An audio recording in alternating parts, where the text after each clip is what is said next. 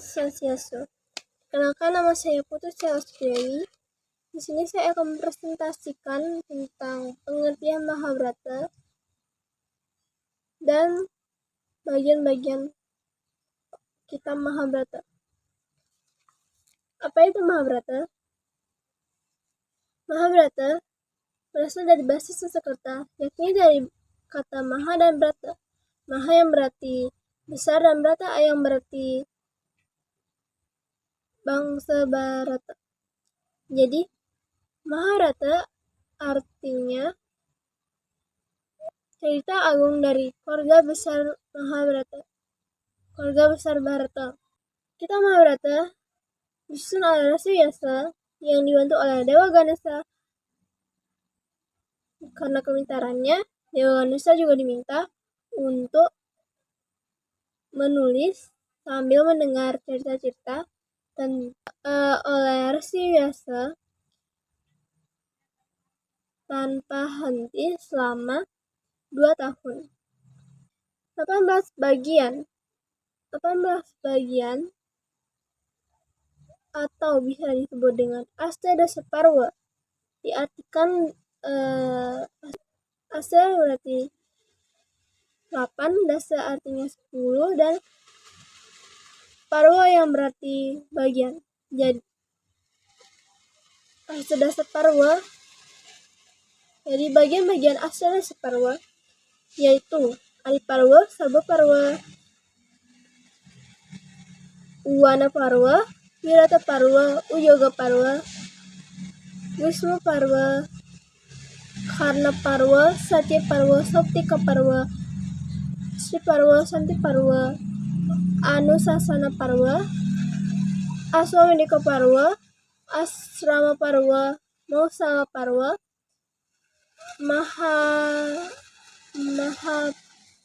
Mahaptanika Parwa, dan Swarga Rohana Parwa. Nilai-nilai yang terkandung dalam cerita Mahabharata. Nilai Dharma, konflik antar Dharma yang diperankan oleh Panca Pandawa, dan Adharma diperankan oleh Korawa. Nilai kesucian yang diwakili oleh Yudhistira terdiri dari 5, yaitu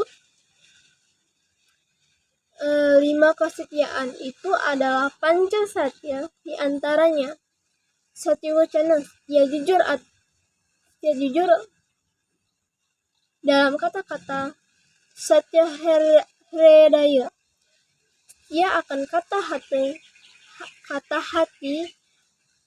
Satya Laksana, setia dan jujur bertanggung jawab terhadap apa yang pernah diperbuat. Satya Mitra, setia kepada teman dan sahabat. Dan Satya Semaya, setia kepada janji. Baru favorit saya yaitu Mahaprastanika Parwa, karena menceritakan kisah perjalanan Pandawa dan Draupadi ke puncak gunung Himalaya. Para Pandawa mengundurkan diri dari dunia ramai setelah mahkota kerajaannya diserahkan kepada Parikesit. Mereka meninggalkan istana yang disertai oleh Draupadi dan seekor anjing. Di tengah perjalanan mereka bertemu dengan Dewa Agni yang meminta Arjuna agar melemparkan senjata karena sudah tidak berguna lagi. Mereka sampai di gunung Himalaya terus melakukan yoga pemusnahan. Yang pertama kehilangan tenaga ialah Draupadi karena dia mengasihi Arjuna lebih dari suami-suaminya yang lain. Kemudian menyusul Sahadewa dan Nakula karena Sahadewa karena ia mengira bahwa dirinya yang paling pintar sehingga sedang menyembahkan diri. Sedangkan Nakula mati terlebih dahulu karena semasa hidupnya dia merasa dirinya lah yang paling tampan. Tidak lama di antaranya menyusul kematian Arjuna. Dia tewas dahulu sebab semasa hidupnya pernah menyembahkan diri, yaitu dapat membunuh semua musuhnya dalam 1 hari. Akhirnya menyusul kematian Bima. Dia tewas karena sangat gemar makan, tak menyidahkan keadaan orang lain. Perkataannya kasar dan kurang halus dan selalu menyembahkan kekuatannya. Hanya Yudhistira yang masih bertahan. Lalu diajak oleh Dewa Indra naik ke keretanya untuk menuju surga, dan anjingnya yang setia menyertainya. Kemudian anjing itu menjelma menjadi Dewa Dharma, dan Yudhistira diangkat ke surga tanpa perlu meninggalkan badan kasarnya. Tetapi sesampainya di surga, ia tidak menemukan saudaranya dan Drupadi. Karena itu Yudhistira tidak mau tinggal di sana. Alasan saya memilih Mahaprasthanika menjadi parwa favorit saya karena saya tertarik dengan Yudhistira yang tidak pernah berbuat dosa atau tidak pernah menyombongkan dirinya daripada saudara-saudaranya. Yang kedua adalah Swarga Rohana Parwa. Setibanya Yudhistira di surga, Yudhistira melihat Duryodhana dan semua pahlawan dari pihak Kurawa hidup bersinakan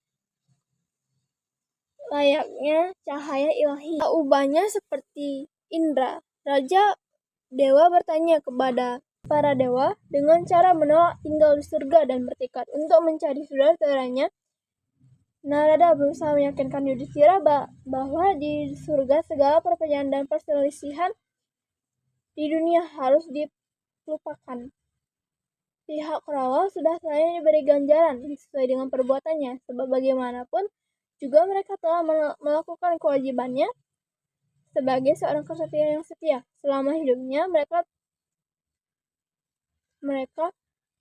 tentu pernah pula menanam kebajikan, namun Yudhistira tetap tidak mau tinggal di sana dan tidak percaya.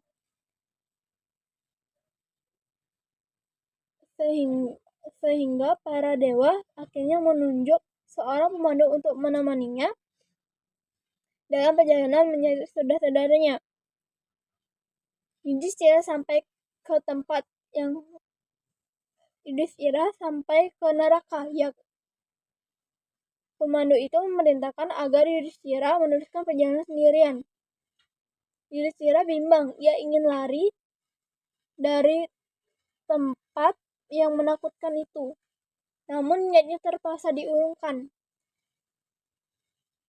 Sebab ia ingat akan janjinya bahwa dia akan hidup bersama dari saudara-saudaranya, baik dalam suka maupun duka. Tiba-tiba Yudhistira mendengar suara yang memanggil dan meminta agar ia tetap tinggal di sana, sebab selama Yudhistira berada di tempat itu, sisaan neraka kehilangan kemampuan untuk menyiksa mereka. Hanya saja Yudhistira tidak bisa membebaskan mereka. Alasan saya memilih kitab ini sebagai favorit saya karena Yudhistira tetap setia kepada saudara-saudaranya dan menepati janji mereka agar hidup bersama-sama, baik maupun keadaan suka dan maupun duka. Jadi sekian dari presentasi saya ucapkan maaf jika ada kesalahan kata. Om Santi.